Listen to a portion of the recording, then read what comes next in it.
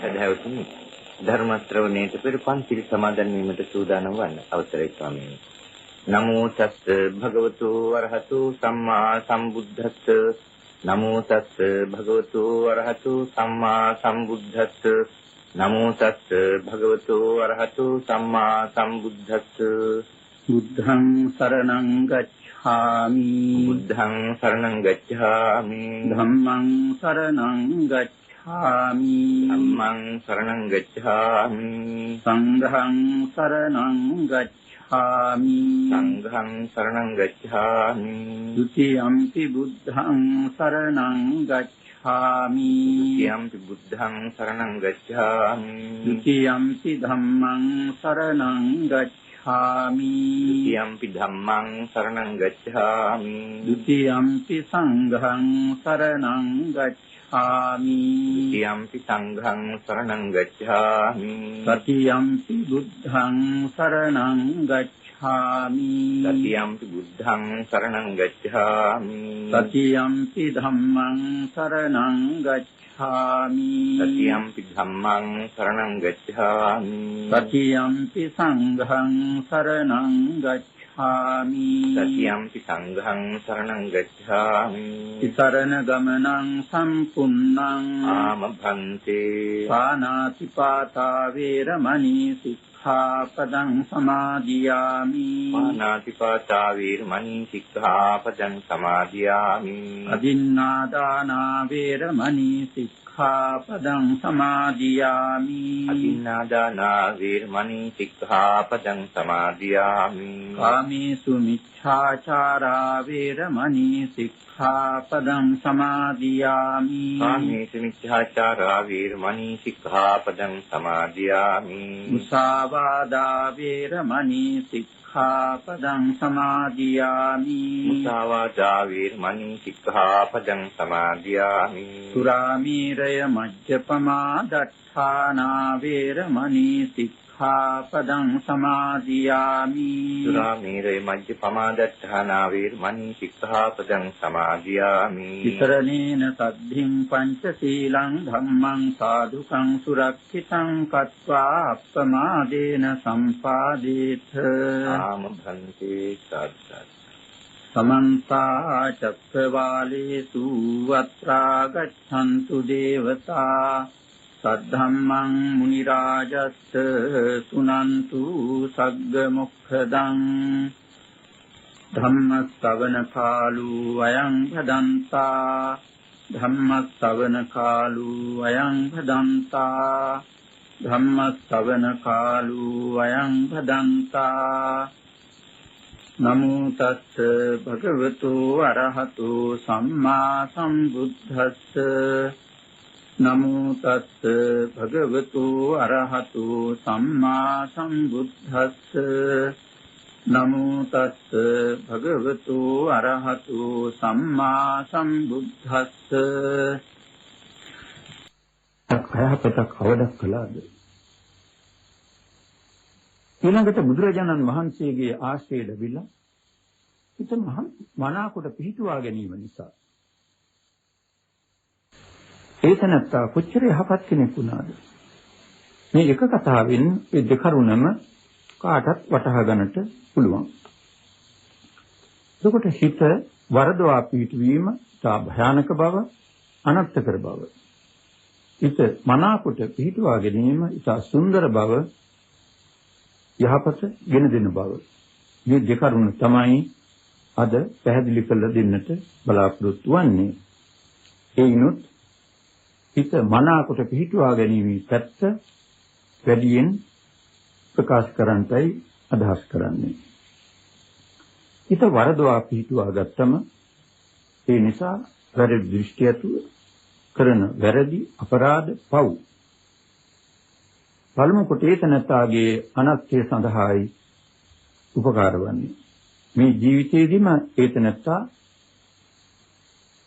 නපුරු කෙනෙක්ව නපුරු වැඩ කරලා පසුතැවෙන පුද්ගලයෙක්ව ඉතා දුක්ඛිතව ජීවිතය ගත කරලා එතනට මැරෙන්න සිද්ධ වන්නේ. එහෙම කෙනෙකුගේ ඊළඟ භවයත් වාසනාවන්ත වන්නේ නැහැ. බෞද්ධයන් හැටියට අප පුනර්භවයේ පිළිගන්නවා. අද අබෞද්ධ උගත් ලෝකයාත් පුනර්භවයේ පිළිගන්නවා. ඒ පිළිබඳව කරන ලද පරිශන අනුව බ්‍රිතාන්‍යයේ පවණක් එහි ජනගහනයෙන් 39ක් නැවත ඉපදීමක් විශ්වාස කරන අයයි කියලා වාර්තා කරනවා. බෞද්ධයන් හැටියට අප පුනර්භවයක් පිළිගන්නවා. නැවත වරක් උපදිනකොට වරදවා පිහිටුවන ලද හිතින් කරන ලද පව් අපරාධ නිසා එතනට හොඳ උත්පත්තියක් ලැබෙනවා කියලා හිතන්නටවත් අමාරුයි. වැඩි වශයෙන්ම එතනට නරක උත්පත්තියකටයි බරව සිටින්නේ.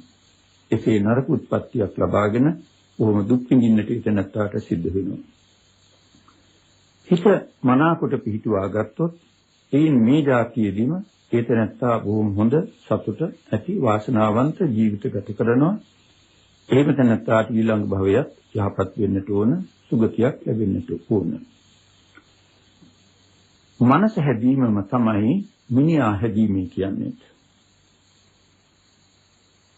මිනිහා කියන වචනේ, මනුස්ස කියන වචනේ නොයෙක් ලෙසින් නොයෙක් උගතුන් විග්‍රහ කරලා තියෙනවා.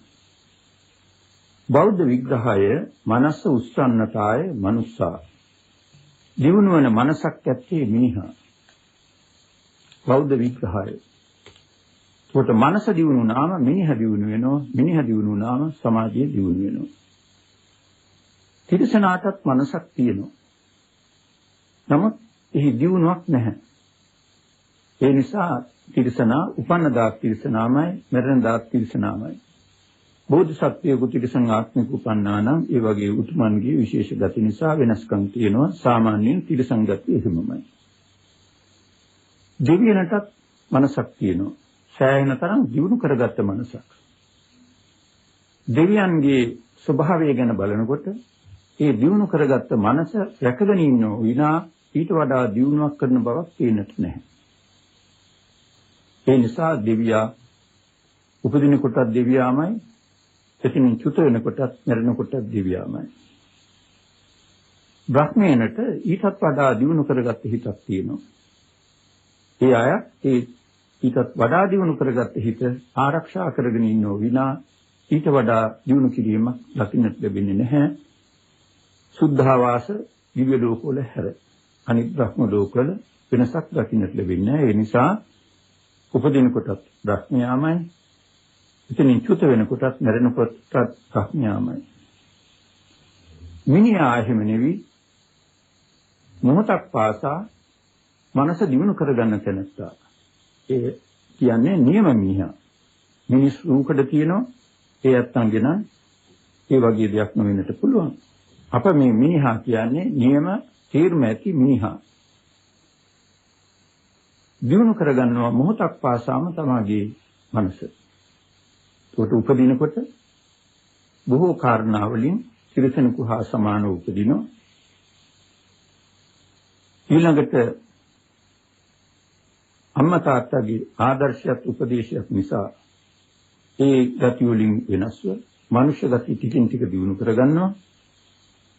ඊළඟට හොඳට කරුණු දන්නා කෙනෙක් නම් තමාගේ මනස දිනු කරගෙන ඉහළටම ගිහිල්ලා ඒතනත්තාම තමයි දේවත්වයට බ්‍රහ්මත්වයට යන්නේ. මිනිහාට තියෙන තවත් විශේෂ ලක්ෂණයක් තමයි ශක්තියක් තමයි ඔය හැමට වඩා ඉහළ තත්ත්වයේ හැටියට බෞද්ධයන් වන අප පිළිගන්නා බුද්ධත්වයේ ලබන්නට පුළුවන් මිනිහාටමයි. දෙවියෙකුට බ්‍රහ්මත බුද්ධත්වයේ ලබන්නට පුළුවන් කමක් නැහැ. මිනිහා තමයි මනස දියුණු කරන්නේ බුද්ධත්වයේ තෙක්. ඒ නිසා දියුණු කරන තැනත්තා මිනිහා. මනස හැදුවම මිනිහ හැදෙනවා. මිනිහ හැදුනම ලෝකයක් හැදෙනවා. ඒ සඳහා උගත් ලෝකයෙන් කරුණු දෙකක් ඉදිරිපත් කරන්නට ඕන. එක් කරුණ මේ දෙකම උනත් සමහර විට සමහරු දන්නවා ඇති. බොහෝ දෙනා නොදන්නව වෙන්නට පුළුවන්. එක තාත්තා කෙනෙක් ලොකු ලෝකසිකීමක් අරගෙන එහි පිටිපැත්තේ මිනිහෙකුගේ රූපයක් ඉරිවලින් ඇඳලා ඒ කෑලි වලට කපලා අවුල් කරලා නුවණැති දරුවෙකුට අනගහලා කිව්වා පුතා මේ කෑලි එකතු කරලා ලෝක සිතියම හදන්න ලෝකේ හදන්නට කියලා. මේ ළමයා ඒ කෑලි ටික අරගෙන අර ලෝකයේ පැත්ත බලාගෙන එකතු කරන්නට බලවත් උත්සාහයක් දරුවා. සාමාරු කටයුත්තක් ලෝක සිටියමක් කෑලි වලට කපලා අවුල් කරලා දුන්නාට පස්සේ ඒක හදනවායි කියන එක මේ ළමයාගත් හැම උත්සාහයක්ම යත් වුණා. ඵලයක් ලැබුණේ නැහැ. ඊළඟට මේ ළමයාට නිකන් පෙනුණා මේ හැම කෑල්ලකම ඉරි වර්ගයක් තියෙනවා. ඒ ඉරි කෑලි ඒ පැත්ත හරවල බලනකොට නිකන් මිනිස්සෙකුගේ ස්වභාවයේ තියෙන ඉරි කෑලියක පේන්නට තියෙනවා. එතෙන්දී මේ ළමයා අර ලෝකී පැත්ත අමතක කරලා ඒ කොළ කෑලි ටික අනිත් පැත්තේ හරවගෙන අර මිනිස් සටහන නියම විදිහට පිළිතන්නට ඒ කොළ කෑලි ටික එක්කහු කළා. එක්කහු කරලා අවසාන වෙනකොට මිනිහා හොඳට හැදිලා තියෙනවා සටහන හොඳට තියෙනවා සම්පූර්ණව. ඊළඟට මේ එහෙම අනිත් පැත්ත ගහලා බැලුවකොට ලෝකයක් හැදිලා. එතෙන්දී මේ ළමයා කිව්වා තාත්තේ මම ලෝකේ හැදුවයි කියලා. තාත්තා කොහොමද පුතා? තාත්තේ මා මිනිහා හැදුවා එතකොට ලෝකෙ ඉබේම හැදුනා කියලා. ඒක එහෙමමයි. මිනිහා හැදුනම රටක් හැදෙනවා ලෝකයක් හැදෙනවා. ඒ නිසා තමයි බුදුරජාණන් වහන්සේ මිනිහා නොහදා රට හදන්නට බෑ. ලෝකය හදන්නට බෑ කියන අදහස ඇතුව ධර්මයේ ප්‍රකාශ කළේ. ඒක කරුණක්. අනිත් කරුණ වර්තමාන උගත් ලෝකයාගේ විද්‍යාත්මක පරීක්ෂණයකින් ලැබුණු ප්‍රතිඵලයක් අනුවයි කියන්නට තියෙන්නේ. මේ පින්වතුන් දන්නවා දියුණුව සිටින රටවල් දියුණුවන රටවල් වලට ආධාර කිරීම දැන් කලකපටන් පවතිනවා. ඒ අනුව විශේෂයෙන් ආසියාතික රටවල් වලට දියුණු වෙච්ච රටවල් ගාක් ආධාර කරලා තියෙනවා. ඒ ලංකාවත් එකක්. ලංකාවට නිදහස ලැබිලා දැන් අවුරුදු 30ක් ගත වෙන්නට එනවා. ඊළඟට ලෝකයේ ආධාර ලැබෙන්න පටන් අරගෙන කොළඹ ක්‍රමයෙන් පටන් අරගෙන අවුරුදු 25ක් පමණ වෙනවා. කෝටි ප්‍රකෝටි ධනෙ ලැබිලා තියෙනවා. මොකද කවුරුත් දන්නව පිළිගන්නව. තාම කැම ටිකවත් සම්පූර්ණ නැහැ. හැඳීමත් සම්පූර්ණ නැහැ. මේ වගේ තමයි මේ හුඟක් රටවල් වලට සිද්ධ වුණේ. මේ රටවල් වල පළමු තත්ත්වය හුඟක් වෙනස් වුණා. මේ ආක්‍රමණ ආශ්‍රය ආදී නිසා. කලින් තිබුණ ශිෂ්ටාචාරය වෙනස් වුණා.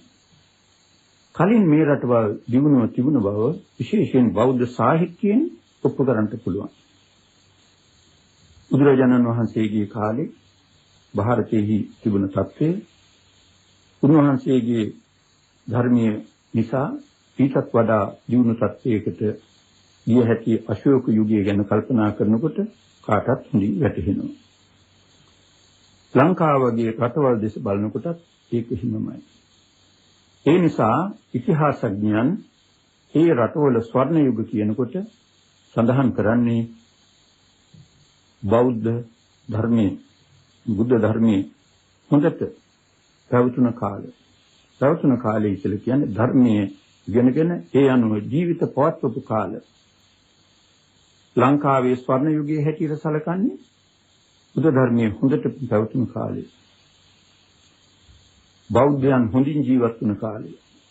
ඊම බෞද්ධ ජීවිත ගත කරපු කාලය. ಭಾರತයේ එහෙමයි. අශෝක රජු ආදී උතුමන්ගේ කාල තමයි ස්වර්ණ යුගය හැටියට සැලකුවේ. අනිත් රටවල්ලත් එහෙමයි. ඒ විදිහටයි තිබුණේ.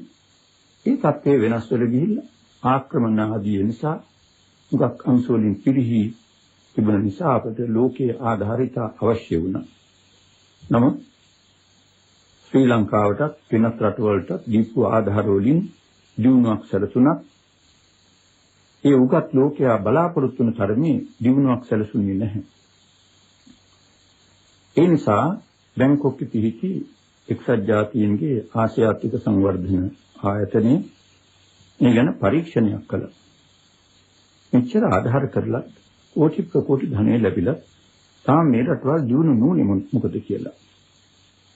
මේ පරීක්ෂණය සඳහා 4 දිනකුන් පත් කළා. මේ 4 දින පරීක්ෂණ කළා. යත්නම්ගේ වාර්තාවේ ඒක අදහසක් දෙනවා. ඒ අදහස සම්පූර්ණයෙන්ම බුද්ධ ධර්මයට එකඟයි. ඒ අයගේ අදහස හකුරු වල ගත්තම මේ තරම් ආධාර කරද්දිත් බලාපොරොත්තු වන සංවර්ධනය ඇති නුනේ ආර්ථික කියාගෙන ගියා මානව සංවර්ධනය ගැන සලකන්නේ නැතුව කියලා. ඒකයි මේකට හේතුව. ප්‍රධාන හේතුවක් ඇටියට ඒ කරුණ වලින් හකුලවා ගන්නට තියෙන්නේ. ඒ පැහැදිලි වෙන්නට සටහන් දෙකක් පෙන්වලා තියෙනවා. කලින් තිබුණ සටහනත් සංවර්ධන සැලැස්මත් මේ අය යෝජනා කරන සංවර්ධන සැලැස්මත්. කලින් පවත්වාගෙන ගිය සංවර්ධන සැලැස්මේ අංක 1ට තියෙන්නේ ආර්ථික සංවර්ධනයයි. මේ පිටහිරින් ඉගෙන ගත්ත එකක් ආර්ථික කියලා ඉදිරියට යන්න මිනිහාගෙන සලකන්නේ නැතුව. ඒ අත්ව වරද්දගත්ත දේ අපිත් වරද්දගෙන යන්නට ගියා. නමුත් මේ පාර මේ ආයෝජනා කරපු සැලැස්මේ අංක 1ට තියෙන්නේ මානව සංවර්ධනයයි. ආර්ථික සංවර්ධනයේ අංක 3ට ගිහිලා තියෙනවා. අන්න නියම මගට බැස්ස බෞද්ධ පිළිවෙතට බැස්ස. ඒ සංවර්ධන සැලැස්ම අනුව ගියොත් අපට හොඳට දියුණු වෙන්නට පුළුවන්. ඊට ආධාර අරගෙන දියුණු වෙන්න පුළුවන් වැඩි කලක් නැතුව. ඒ වෙනුවට ඒ අත්තන්ට දීයුතු දීලා අපටම ස්වයං පෝෂිතව හොඳට සංවර්ධනය කරගෙන යන්නට පුළුවන්කම ලැබෙනවා. ඒ මග තමයි මානව සංවර්ධනය. මානව සංවර්ධනය කියන්නේ මනසේ දියුණුවයි, මිනිහාගේ දියුණුව. උට මනස දියුණු වෙනකොට මිනිහා දියුණු වෙනවා. මිනිහා දියුණු වෙනකොට රට සංවර්ධනය වෙනවා, ලෝකෙම සංවර්ධනය වෙනවා. මනස හැදෙනකොට මිනිහා හැදෙනවා. මිනිහා හැදෙනකොට රටත් හැදෙනවා, මුළු ලෝකයත් හැදෙනවා. ඒ නිසා ওই සාධක දෙක ගැන විශේෂයෙන් නුවණැති අය කල්පනා කරන්නට ඕන. ඊළඟට මා පෙන්වන්නේ සමහරුන් තුල තියෙන වැරදි අදහසක් නැති කරගන්න ඕන නිසා ඒ පළමු කොට පෙන්නලා කරුණු කියලා ඊළඟට මේ සංවර්ධනය කරන හැටි, හිත දියුණු කරන හැටි, මනාව පිහිටුවන හැටි පැහැදිලි කළ දෙන්නට අදහස් කරනවා. සමහර දිනා බුද්ධ ධර්මයෙන් උදන්නකමටත් ධර්මයේ දන්නවාය කියලා හිතාගෙන ඉන්න හැඟීමටත් අනුකූලව කියනවා බුද්ධ ආගම පරලොවට තියෙන ධර්මයක් ආගමක් කියලා. එය සම්පූර්ණයෙන් වැරදි. ඒ බඳු අයට අනුකම්පා කරනවා විනා වෙන කරන්ට දෙයක් නැහැ. බුද්ධ ආගම මෙලොවට තියෙන ධර්මයක් ආගමක්. බුද්ධ ආගමේ උගන්වන්නේ මෙලොව හොඳින් හිටියොත් තමයි පරලොව හොඳ වෙනවා කියලා. ඒ නිසා බුද්ධ ආගමේ තියෙන කාරණා හකුළු වල ගත්තොත් 100ට මෙපමණයි කියලා කියනවා නම් 80ක් පමණ මේ ලෝකෙට. පරලොවට සහ නිර්වාණ අවබෝධයට අනිත් කොටසයි. 80ක් කියනකොට ලොකු ගණනක් බව මේ පින්වතුන්ට වැටහෙනවා ඇති. සමහර කාරණා වලින් බලනවා නම් ඊටත් වැඩි විසක් අඩුවේ කියන්නට පුළුවන් කමක් නැහැ. සාධක වශයෙන් කියනවා නම් බුද්ධ ආගමේ තියෙන උසස් ප්‍රතිපatti දෙකක් සීල භාවනා. සීලෙහි ආනිසංස දේශනා කරන්නට ගිය බුදුරජාණන් වහන්සේ ප්‍රධාන අනුසස් 5ක් පැහැදිලි කළා. එයින් පළමුවෙන් සීලවන්තයා ධනවන්තයෙක් වේ. එහි ආනිසංස 5න් 4ක්ම මෙලොවටයි. එකයි පරලොවටයි. භාවනාවේහි මෛත්‍රී භාවනාවේ ආනිසංස 11ක් පෙන්වලා තියෙනවා. එයින් 10ක් මෙලොවටයි, එකයි පරලොවට. ඒ නිසා යම් කිසිවෙකු කියනවා නම් පරලොවටයි මේ ආගම කියලා ඒක සම්පූර්ණයෙන්ම වැරදි කතාවක්. බුදුරජාණන් වහන්සේ සීලවන්තයා ධනවන්තයෙක් වේ කියලා ප්‍රකාශ කළා. අද හුඟක් දෙනා හිතන්නේ සිල්වත්කම තියෙනවා නම් ධනවත් වෙන්නට බෑ කියලා. බුද්ධ ආගම අනුව රටක් සංවර්ධනය කරන්නට බෑ කියලා. ඒක වැරදි අදහස්. බුද්ධ ආගම නොදන්න නිසා ඒ කියන්නේ. එහෙම කාට හරි උවමනා කරනවා නම් මෙලොව නිවැරදි ජීවණය සඳහා බුදුරජාණන් වහන්සේ දේශනා කරපු කාරණා ඉදිරිපත් කරන්නට සූදානම් ඕන කෙනෙක් එන්න තර්ක කරන්න. නිකන් කතා කර ඉන්නේ නැතුව නිකන් බුද්ධ ආගම පරලෝකයට තියෙන ආගමක් අපිට අපේ ප්‍රශ්න වලට අපේ මෙලොව ප්‍රශ්න වලට උත්තර නැති කිරීතාගෙන කතා කරන අය ඉන්නවනම් කරුණාකරලා එන්න ඒ අත්තන්ට බුදුරජාණන් වහන්සේගේ ධර්ම මාර්ගයේ පෙන්වලා දෙන්නම්. මේට වඩා හොඳ මාර්ගයක් නැති බවක් පෙන්වලා දෙන්නම්. කෙසේ හෝ වේවා බුදුරජාණන් වහන්සේ සීලවන්තයා ධනවන්තයෙක් වේ කියලා කිව්වා. ඒ ආස්කාරණා පහේදී සීලවන්තයා කියන එකන මේ අත්‍යක අහුලගෙන නිකන් නිදිබර ගතියින් ඉන්න පුද්ගලයෙක් කියලා හිතන්න එපා. එහෙම එකක් නෑ. සංපත්කම තියෙනවා සීලවන්තයාගේ. සංවරකම තියෙනවා. ඒ වගේම කඩිසරකමක් තියෙනවා. ඔක්කොටම වඩා අප්‍රමාද විහාරී සීලවන්තයා. හැම කටයුත්තක්ම සිහියෙන් නුවණින් කරනවා. සිහිසලකින්ෙන් කරනවා. සීලවන්තයා ඉගෙන ගන්නට ගියාම මොකද ඉගෙන ගන්නවා? අප්‍රමාද විහාරීව. බොහොම සිහියෙන් සලකිල්ලෙන් ඒතනත්තා ඉගෙන ගන්නවා. සීලවන්තයා රැකියාවක් කරන්නට ගියාම මුදල් සම්පාදනය කරන්නට ගියාම ඒ වැඩත් බොහොම සිහියෙන් සැලකිල්ලෙන් කරනවා. ඒ නිසා සීලවන්තයා ධනවන්තයෙක් වෙනවා. ඒ අඩුවක් නැතුව ධනවන්තයෙක් වෙනවා. ඊළඟට සීලවන්තයාට අපාය මුඛ මොනවත් නැහැ. ධනෙ විනාශ වෙන මාර්ග නැහැ. ධනෙ තමන්ගේ යහපත සඳහා වැය කරන හැටි බුදුරජාණන් වහන්සේ පත්තකම්ම සූත්‍රයේදී දේශනා කළා තියෙනවා. ඒ විදිහට ධනෙ වැය කරලා ඒතනත්තා හොඳ වාසනාවන්ත ජීවිතයක් ගෙනියනවා. අපාය මුඛ මොනවත් නැහැ. අපාය මුඛ වශයෙන් බුදුරජාණන් වහන්සේ ධනෙ විනාශ වෙලා යන මාර්ග 6ක් පෙන්වලා තියෙනවා සිගාලෝවාද සූත්‍රයේ. වෙන වෙන සූත්‍රවල තවත් පෙන්වලා තියෙනවා. ඒ 6ම ගත්තත් ඒ එකදු අපාය මුඛයක්, අපාය මාර්ගයක්, විනාශ මාර්ගයක් සීලවන්තයාට නැහැ. ඒ නිසා සිල්වත්කම කියන තරමටම ධනවත් වෙන්නට පුළුවන්. නුවණින් උත්සාහයෙන් හම්බ කිරීමෙන් ධනවත් වෙනවා. ඒ විනාශ නොකොට ඒතනත්තා ආරක්ෂා කරලා කිසි විදිහට යොදවන නිසා ඒතනත්තාගේ ධනවත්කම වැඩි වෙනව විසක් අඩු වෙන්නේ නැහැ. අපාය මුඛ රාශියක් කිව්වා. ඒන් සිගාලෝවාද සූත්‍රයේම අපාය මුඛ 6ක් කිව්වා. මේ 6න් එකක් අරගෙන බලමු. සීලවන්තයා කොච්චර හොඳට ධනවත් වෙනවද කියලා. එහි අපාය මුඛයක් හැටියට පෙන්නනවා සුරාපානී, මත්පැන් පානී. මේ මත්පැන් පානීයට ගියාම හැබැයි විචාය කොහොම නොසෑහෙන්නට බොනෝ. ඒක කොච්චර සල්ලි ගියත් එයාට ගණනක් නෙවෙයි. සමහර විට රුපියල් 10න් පටන් ගත්තම 25 60 70 100 ඊටත් වඩා 200 එක දවසට වියදම් කරන අය ඉන්නවා. බොන්නට ගිය කෙනෙකුට නිකල් හැටියට කොච්චර අඩුවෙන් බිව්වත් රුපියල් 10කට අඩුවෙන් නම් දවසක් හිතනතාට ජීවා ගන්නට අමාරුයි. 10ක් ගන්න ගත්තොත් බලන්න දවසකට රුපියල් 10ක් නම් විනාශ වෙන සල්ලි මාසෙකට රුපියල් 300යි. අවුරුද්දකට කල්පනා කරලා බලන්න 3600යි. ඊළඟට දස අවුරුද්දකට රුපියල් 36000යි. 20 අවුරුද්දක් නම් බොන ලැබෙන්නේ ඊට ඉස්සෙල්ලා මෙරිලෙයි.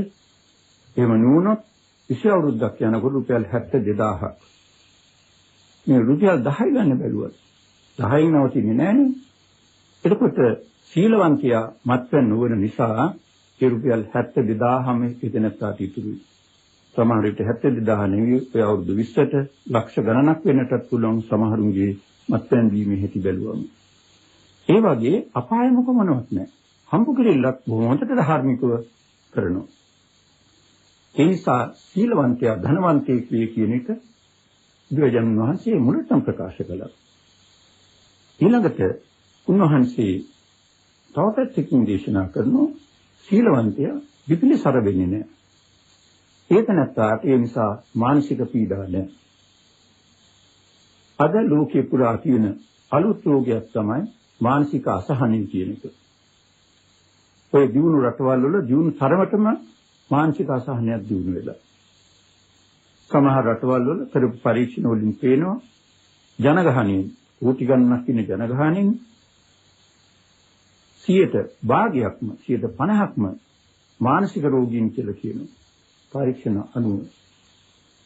එහෙම බැලුවම ඒක මහා විනාශයක්, පිරිහීමක්, මනසක් ලැබිලා ඒක දිනු කරගන්නට මගක් නොලැබුණ නිසා ඒ අය නමග ගිහිල්ලා මානසික අසහනින් පෙළෙනවා සීමාවක් නැතුව පෙළෙනවා.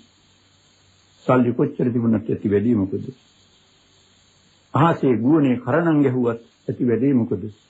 මානසික රෝගීන් නම් ජනගහණයෙන් භාගයක්. ඒ අතින් බලනකොට සීලවන්තයෙකුට ඒ ස්වභාවයෙන්ට කොහොමවත් ඉඩක් නැහැ. මානසික අසහනයක් නැහැ. ඒක නැත්තාට මානසික සුවයයි තියෙන්නේ අසහනෙ වෙනුවට. ඒ නිසා ඒ අංශෙන් සලකා බැලුවත් සීලවන්තකමේ තියෙන උසස් බව කාටත් පැහැදිලිව ඇති. මොකෙන්ද මා පෙන්වන්නේ මේ පරලෝකයි කියලා එකනා කියන කතාව ඒක වැරදි සහකරද කියන එක කියා දීමටයි. මෙලොවම තමන්ගේ යහපතට හේතු වන සීලාදී ප්‍රතිපත්තීන් තමයි බුදුරජාණන් වහන්සේ ප්‍රකාශ කළ තියෙන්නේ. ඒ වගේම පරලෝක සුගතිය ලබා ගන්න මාර්ගයක් දේශනා කළා. අපගේ පරමනිත්තාව වන නිර්වාණ අවබෝධයට උපකාර වන කරුණුත් දේශනා කළා. නිවන් මඟක් දේශනා කළා. භාවනාව පිළිබඳවත් එහිමමයි. ඉදිරියට තව ටිකක් ඒ කරුණු විස්තර කරනවා. ඊළඟට මිනිහා හැදෙනකොට අපරාධ මර්ධනය වෙනවා, වර්ධනය වෙනවා. ඔය දෙකක් සිද්ධ වෙනවා. මිනිහා හැදෙනකොට, මනස හැදෙනකොටයි මිනිහා හැදෙනවා කියන්නේ. ඒක මිනිහා හැදෙනකොට ඔය කාර්ය දෙකක් සිද්ධ වෙනවා. මිනිහා හැදෙනවා කියන්නේ මනස හදන එක. මනස හැදෙන ධර්මයක් බුදුරජාණන් වහන්සේ දේශනා කළා. ඒ අනුව කෙනෙක් ආගමනුකූලව ජීවිතය ගත කරනවා නම් ඒ ආගමික ප්‍රතිපත්ති ක්‍රමයෙන් දියුණුව කරා ගෙනියනවා නම් ඒතනත්තාගේ මනස හැදෙනවා, මනස දියුණු වෙනවා. එහෙම නැත්නම් ඒතනත්තාගේ මනස හැදෙන්නේ නැහැ. මනස හැදෙන්නේ නැති වෙනකොට අපරාධත් වැඩි. ඒත් හොඳම සාධකයක් පෙන්වා දෙන්නට පුළුවන්. බුද්ධ ජයන්තිය මේ කවුරුත් දන්නවා 1956 බෞද්ධයන් මහා යෙලින් පැවැත්වුවා. ලෝකේ පුරාම පැවැත්වුවා. 2500 බුද්ධ ජයන්ති කතාව මේ ලංකාවේ මුලින්ම වෙච්ච කටකතාවක්. ඒ පසුව පොත්වලටත් ඇතුළු වුණා. ඒ කටකතාව ලෝකේ පුරාම පැතිරුණා. ලංකාවෙන් පටන් ගත්ත බුද්ධ ජයන්ති උත්සව ලෝකේ පුරා පැවැත්වුවා. ලංකාවේ බෞද්ධයන් අනිත් රටවලට වඩා අවුරුදු 10ක් 12ක් පමණ පෙරවීමෙන් ඒ උත්සවයේ බොහොම ඉහළින් පැවැත්වුවා. දෙවන ලෝක යුද්ධයේ ඉවරුණාට පස්සේ ඒ හඬ යටපත් වෙනකොටම ශ්‍රී ලංකාවේහි පැන නැගුණු හැට තමයි 2500 බුද්ධ ජයන්තිය. ඒ හඬ බොහොම හොඳට ක්‍රමවත්ව වේගයෙන් පැතිරී ගියා. ඒ අදහස පැතිරෙන්නට ආරම්භ වුණේ 1944 තරමින් ඉඳලා 56 වෙනකොට අවුරුදු 12කට කලින් මේ හඬ නැගුණා. ඒ අනුව අපේ ජනතාව ඒ වෙන්නට පටන් ගත්තා. ඒ වෙන්නට පටන් ගත්තා කියන එකෙන් අදහස් කරන්නේ වෙනදට වඩා බෞද්ධයන් පන්සල් යන්නට වැඩ යොදාගත්තා. සිල් රකින්නට, භාවනා කරන්නට, බෞද්ධ පිළිවෙත් දියුණු කරන්නට වැඩ යොදාගත්තා.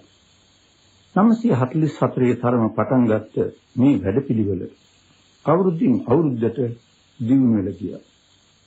දියුණු වෙලා ගිහිල්ලා 955 විතර වෙනකොට හොඳටම නැගලා. ඒ නිසා අපේ රටේ අපරාධංශයෙන් කොච්චර ලොකු බැස්මක් ඇති වුණාද කියන එකත් අපි හිතන්නට ඕනේ. එය රටේ ජනගහනයත් අපරාධ සංඛ්‍යාත් සංසන්දනය කළ බලනකොටයි මනාව වැටහෙන්නේ. 944 මේ රටේ ලංකාවේ ජනගහනය 65 ලක්ෂ ගණනක්. එනිකන් කියම 65 ලක්ෂයක් පමණ. ඒ 65 ලක්ෂයක් ජනගහනයේ තියෙන ඒ කාලයේදී අපරාධ පොලිස් වාර්තා අනුව පේනවා 34000ක් පමණ තිබුණා. يعني 34000 ගණනක් ඒ අරගෙන 34000ක් පමණ කියලා කියනවා. බුද්ධ ජයන්තියට මා කලින් කී පරිදි අපේ ජනතාව පේවෙන්නට පටන් ගත්තා.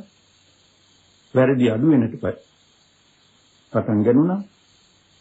ගුණ ධර්ම වැඩි වෙන්නට ටිකින් ටික දියුණු වෙලා ගියා. එහෙම ගිහිල්ලා 955 වෙනකොට ලංකාවේ ජනගහනය 82 ලක්ෂයකට වැඩි වෙලා 82 ලක්ෂ ගණනක් වෙලා ලොකු වැඩිවීමක්. ඒ ලොකු වැඩිවීමත් සමගම අපරාධ සංඛ්‍යාව වැඩි වෙන්නට ඕන. කොයි රටක වුණත් ජනගහනය වැඩි වෙනකොට අපරාධ සංඛ්‍යාවත් වැඩි වීම සාමාන්‍ය සිරිතයි. නමුත් ලංකාවේ මේ බුද්ධ ජයන්තිය සඳහා ආගමනුකූලව වැඩි සංඛ්‍යාවක් වන බෞද්ධයන් එහෙව වාසය කිරීම නිසා අපරාධ සංඛ්‍යාව කොපමණ අඩු වුණාද කිව්වොත් 44 වර්ෂයේදී අපරාධ සංඛ්‍යාව 34000ක් තිබුණ පොලිස් වාර්තාවේ. ඒ 34000ක් තිබිච්ච අපරාධ සංඛ්‍යාව ක්‍රමයෙන් බැහැගෙන ඇවිල්ලා 18000 ගණන්ට බැස්සා. 18000ක් පමණ වුණා. කොච්චර ලොකු බැස්මක්ද? මනස ක්‍රමයෙන් හැදෙනකොට අපරාධ සංඛ්‍යාවත් මර්ධනය වෙනවා කියන එකයි. මිනිහ හදන එක තමයි මුදම දේ. සංවර්ධනයක් ඒ වගේම සිද්ධ වෙනවා. සංවර්ධනය සිද්ධ වෙනවා කියන්නේ මනස හැදෙනකොට හැමතැනම තමාගේ රාජකාරිය හරියට කරනවා, තමාගේ යුතුයකම හරියට කරනවා, තමාගේ සේවය හරියට කරනවා. එහෙම කරනවා නම් රටක් සංවර්ධනය කරන එක පහසුයි. රට සංවර්ධනය කරන්නයි කියලා කොච්චර හොඳ සැලසුම් හැදුවත් ඒ වගේම කොපමණ මුදල් වියදම් කළත් ඒ කරවන්නන් හා කරන්නන් තමාගේ යුතුයකම තමාගේ රාජකාරිය හරියට කරන්නේ නැත්නම් කරවන්නේ නැත්නම් කොහොමද රටක් දියුණු වෙන්නේ? රටක් දියුණු වෙන්නේ නැහැ. රටක් සංවර්ධනය වෙන්නේ නැහැ. එදී ඈත යන්න ඕනේ නැහැ. අපරට ගැන බැලුවම ඒ එහෙම තමයි කියලා බොහෝ දෙනා හිතනවා ඇති කියනවා ඇති. උද මිනිහා හැදෙනකොට ඒ වර්ධ සිද්ධ වෙන්නේ නැහැ. තමන්ගේ යුතුයකම හරියට කරනවා. තමාගේ සේවය රාජකාරිය හරියට කරනවා. මනස හැදෙනවත් සමගම. ඒකට ඒ නිසා තමයි බෞද්ධ පිළිවෙත අනුව මිනිහා නොහදා රට හදන්නට බෑ කියන්නේ. ඒ මනස හදන්නට ඕනේ. මනස හදනකොට නැවතත් මතක් කරන්නේ මිනිහ හැදෙනවා. මිනිහ හැදෙනකොට රටත් හැදෙනවා, මුළු ලෝකයත් හැදෙනවා. එහෙමනම් අපිට දැන් තියෙන්නේ මිනිහා හදන මග මොකද්ද කියලා බලලා මිනිහ හැදීමයි. ඒකට අපරාධත් අඩු වෙන රට සංවර්ධනය කරන කියන මේ දෙකම එකවර එකට සිද්ධ වෙනවා. ඊට වඩා හොඳ මොකක් වෙනවද? බුදුරජාණන් වහන්සේ කූටදම් සූත්‍රාදීදී උදට පැහැදිලි කරලා කියනවා රටක් හදන්නට නම් රටේ දුප්පත්කම නැති කරලා ජනතාව සුඛිත මුදිත කරන්න ඕන කියලා වැඩපිළිවෙල තාහියට පැහැදිලිව දේශනා කළා කියනවා. ඒ අනුව තමයි බෞද්ධ රජදරුවන් රට සංවර්ධනය කළේ. මේ මාර්ගය තාමත් එහෙම කියනවා. ඒ මගේ යන්න විතරයි අපිට කියන්නේ.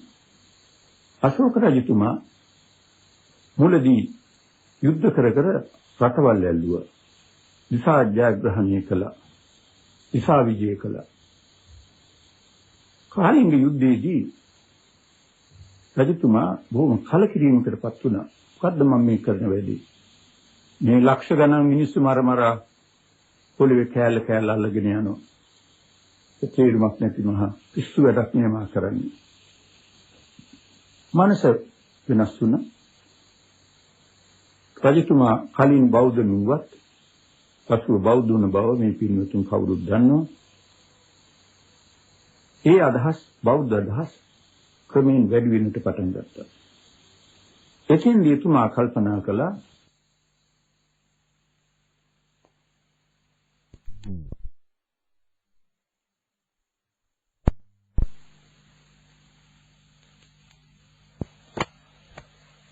ආර්යයට වඩා බොහොම හොඳයි මඟ.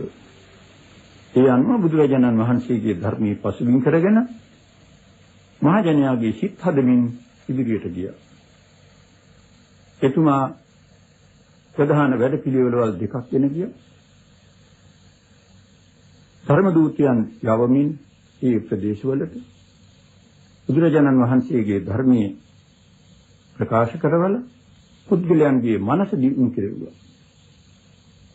අනිත් අතට මේ ලෝකේ කවදත් ඔහෙත් තියෙන දෙයක් තමයි කායික රෝග.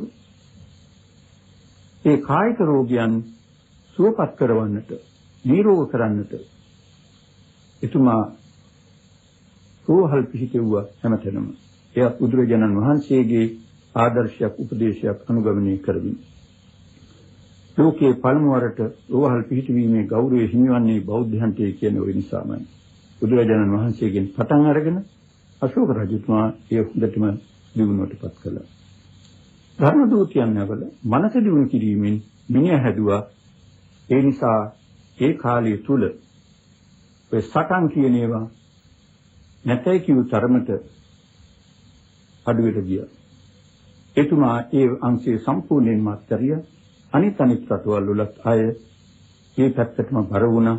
අප්නිසාද ඒ කාලේ හැටියට එතුමා සමග සම්බන්ධකම් පවත්වපු හැම රටකටම ධර්ම දූතයන් යවල ධර්මාමාත්‍යයන් යවල බුදුරජාණන් වහන්සේගේ දහම් හඬ පැතිරෙව්වා. ඒ නිසා එතුමා ලෝකේ අසහාය රජා කියන පත්වයටපත් වුණා. ඒ ධර්ම විජේ වැඩපිළිවෙල ගෙනියන්නට ඕන මිනිහ හදන්නට නම් අපේ රටෙත් මිනිහ හදලා රට සංවර්ධනය කරන්නට නම් ධර්ම විජේ වැඩපිළිවෙලයි. ඒ ධර්ම විජේ වැඩපිළිවෙලට පසුබිම වූයේ බුදුරජාණන් වහන්සේගේ ධර්මයයි. ඒ බුද්ධ ධර්මයෙන් පසුබිම් කරගෙන දැන් මේ රටේ ධර්ම විජේ සමාජ වැඩපිළිවෙලක් සකස් කරලා තියෙනවා. ඒ බඳු වැඩපිළිවෙලකින් අප ඉදිරියට යන්නට ඕනේ. මේ ඉදිරියට යන අතර විශේෂයෙන් හැදෙන પરම්පරාව ඒ මුල ඉඳලම ඒ අනුව හැඩගස්සා ගන්නට ඕනේ. දැන් ඉන්න පිරිසත් අපි මේ විදිහට හදව ගන්නට ඕන. කිසි අමාරුවක් නැතුව මේ මගට වැටෙනවා. අලුතෙන් දිවි වෙලා හැදෙන පිරිස ඒ සලස්ම උඩ හැදුවම වැඩුවම. ඒ නිසා එයත් පළමුවට කියන්නට ඕන.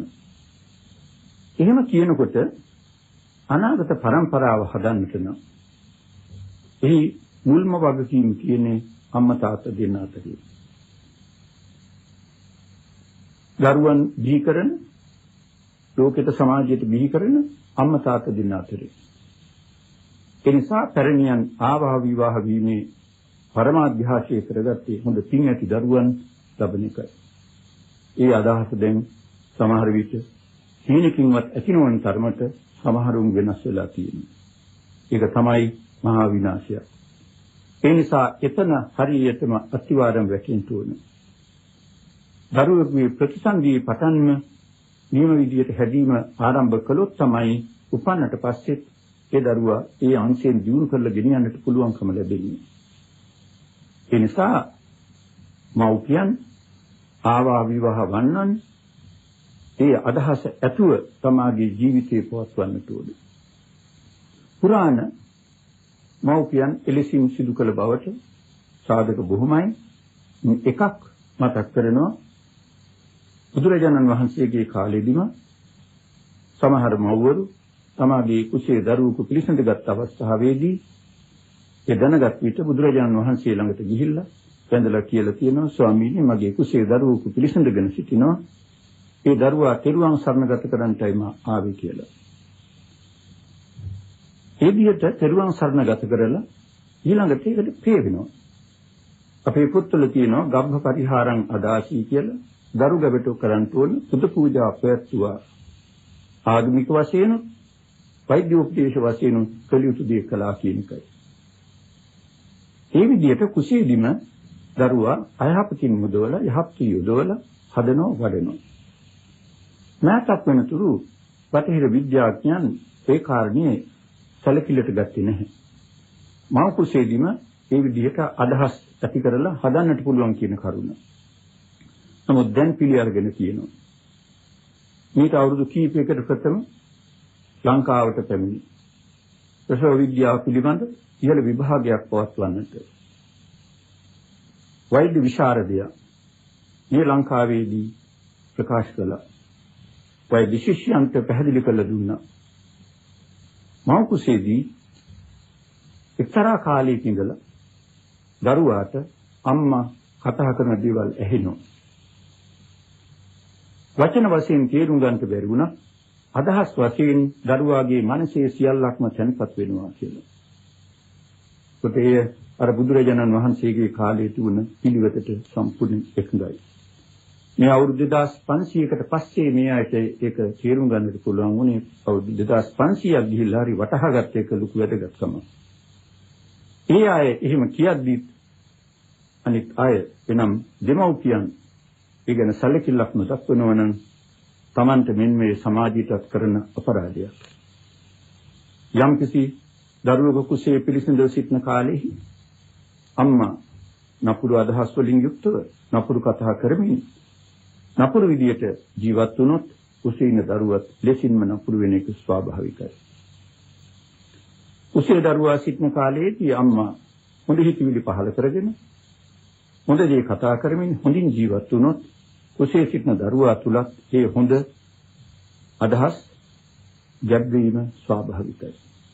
ඒ නිසා එතන ඉඳලා තමයි මේ සමාජයේ හදන්නට හිත මනාකොට පිහිටුවනවා කියන කාර්යය සිද්ධ කරන්න ඕනේ. දරුවා උපන්නට පස්සේ වැඩිපුරම කුඩා අවදියේදී ළමයින් ආදර්ශයයි අනුගමනය කරන්නේ. අම්මා කතා කරන විදිහට කතා කරන්නේ. තාත්තා කතා කරන විදිහට කතා කරන්නේ. අම්මා තාත්තා යන්නේ විදිහට තමයි යන්නේ ඉන්නේ. හැම දෙයක්ම අනුකරණය කරනවා. උදාවදී. උපදේශයේ ටිකක් ලොකු වුණාම වුමනා කරන්නේ. ඒ නිසා අම්මා තාත්තා බොහොම සිහියෙන් බුද්ධියෙන් ආදර්ශවත්ව ජීවිත පවත්වන්නට ඕනේ.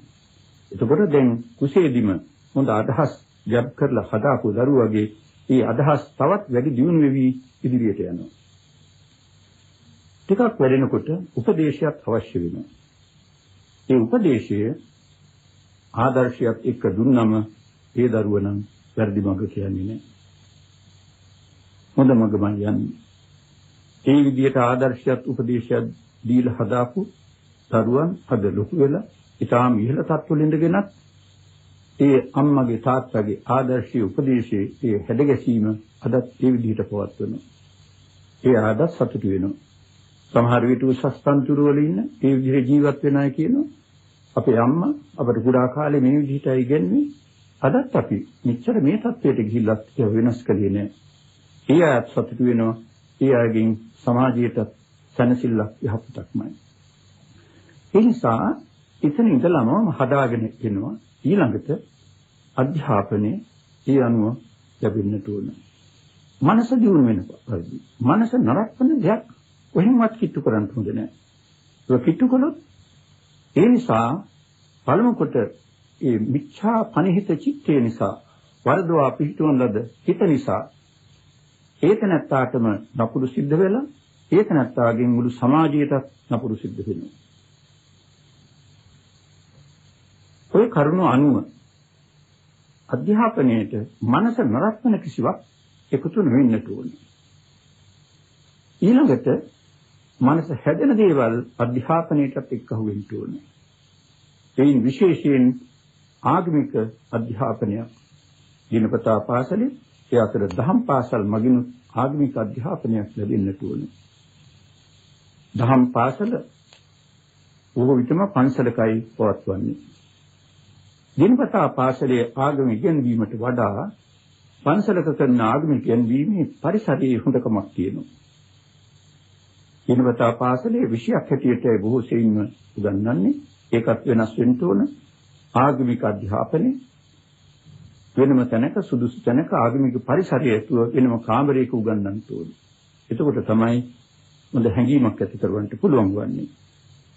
පන්සලක ස්වභාවයෙන් මේක ඇති වෙලා තියෙනවා දහම් පාසලේ නිසා දිනපතා පාසලට වඩා හොඳ පරිසරයක ආගම උගන්වන තැනක්.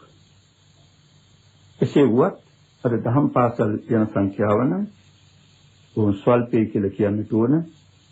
මේ වෙලාවේ ඒ සංඛ්‍යා කියන්නට උවමනා කරන්නේ නැහැ.